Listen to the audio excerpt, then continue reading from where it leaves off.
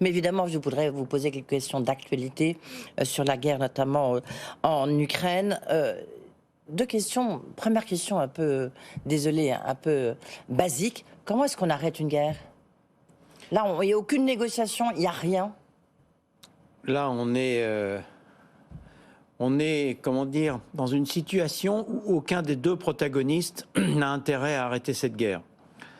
L'Ukraine est dans une phase offensive au plan militaire, regagne du terrain et donc a tout intérêt à prolonger cette période. Et la Russie attend l'hiver pour pouvoir reconstituer ses forces et ensuite, éventuellement, reconquérir du terrain au printemps. Donc finalement, on est dans une forme de guerre bloquée, de guerre de tranchées, après l'offensive de Kherson. Et moi, je pense que ça va durer, les mauvais jours arrivant, ça va durer jusqu'au printemps. Et au printemps, il y aura forcément un moment ou un autre, un déblocage de la situation. J'espère, moi, en tout cas, que le plus vite possible, les protagonistes se mettront autour de la table parce que cette guerre est meurtrière, comme toutes les guerres, elle est d'une violence inouïe. Vous avez vu aujourd'hui encore 70 missiles qui ont été tirés par les Russes. 51 bloqués, heureusement. Avec quand même les dégâts à chaque fois, les blessés et les morts.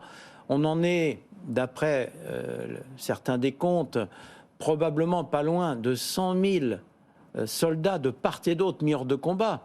Pas 100 000 morts, mais 100 000 morts, blessés hors de combat. C'est énorme comme bilan.